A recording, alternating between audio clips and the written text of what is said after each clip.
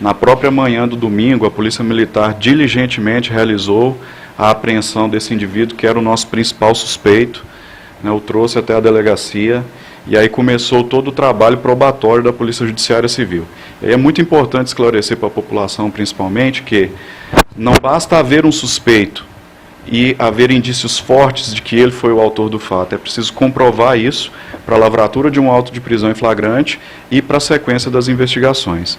Então a equipe de investigação continuou durante todo o domingo buscando testemunhas, tentando de todas as formas derrubar aqueles álibis que tinham sido apresentados pelo Leonardo. Então nós chegamos até o momento do seu interrogatório. Ele realizou o interrogatório, em um primeiro momento ele não confessou, inventou aí diversas histórias, inclusive a respeito do possível dinheiro que ele havia, como ele havia adquirido aquele dinheiro que ele tinha gastado, né, passou a noite inteira aí num clube da cidade, aí, comemorando o seu aniversário após o crime que ele tinha praticado, pagando bebidas para os amigos, consumindo drogas, e ali pagando táxi para conduzi-los aí na cidade, né?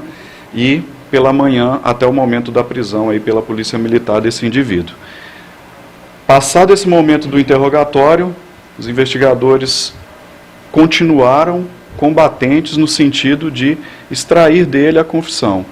E aí, em conversa com ele, em entrevista, ele acabou por confessar que foi ele realmente que matou a sua irmã. Ele contou como aconteceu o crime? Em verdade, ele cita uma história antiga que aconteceu entre a família, né? E que ele, como usuário de droga que era, nesse dia lá entrou em atrito com a irmã, em virtude de pedir dinheiro emprestado a ela.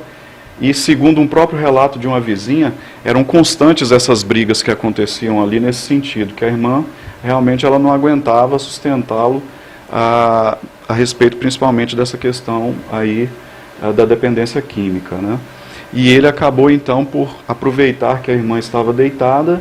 Ele é um profissional, ele é um trabalhador da cidade que mexe com a parte de açougue, né, e em um restaurante. Então ele tem habilidades em facas, isso ficou muito claro no seu interrogatório, a polícia fez questão de constar isso especificamente.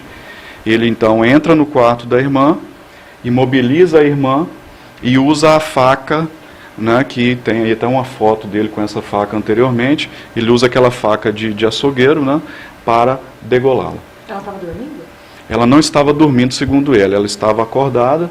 Ele subiu na cama, imobilizou ela, né, deu o famoso mata-leão, né, imobilizou e aí cortou a sua garganta. Doutor, tratar de irmã, a situação dele se agrava ou não?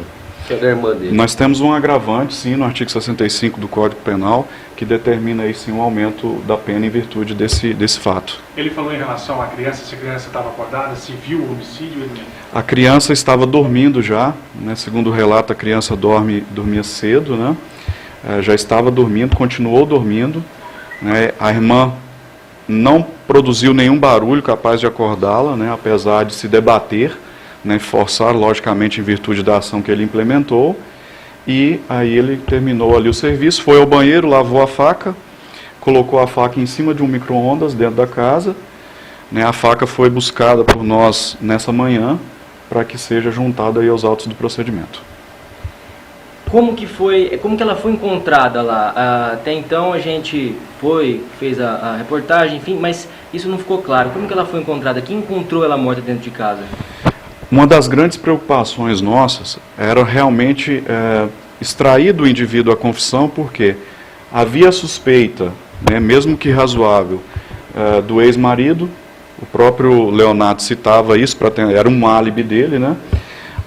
O atual namorado dela foi quem a encontrou, e aí a rotina, né, diária deles foi aí incisiva em afastar a suspeita em cima dele, mas ele foi o primeiro que encontrou ela naquela situação.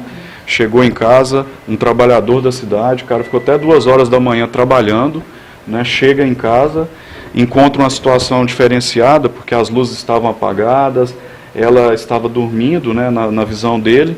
Então ele tomou seu banho, quando deitou na cama, que percebeu então ali que ela estava fria, e assustou, ligou a luz e viu o sangue, chamou imediatamente a polícia, acionou a vizinha que estava ao lado, pegou a criança, já levou para essa vizinha para cuidar, né, e aguardou a chegada da polícia para verificar o que realmente tinha acontecido. Doutor, qual foi esse caso familiar que ele citou aí no interrogatório?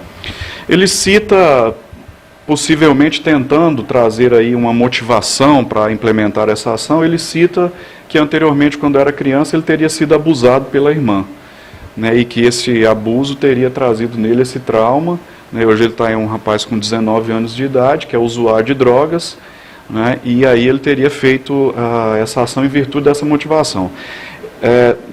Essa história ela não transparece verdade, porque esse cidadão ele estava na Avenida Blumenau antes, né, já divertindo com seus amigos. Ele liga para a irmã pedindo dinheiro emprestado, né, possivelmente a irmã deve ter negado, né, ele vai para a casa da irmã, começa uma discussão com ela, depois sai novamente e retorna mais tarde para fazer a ação. Doutor, o jovem confessou, aparentemente ele demonstrava algum tipo de arrependimento, por ser um filho bárbaro também. O estado psicológico dele, como é que era no momento da oitiva?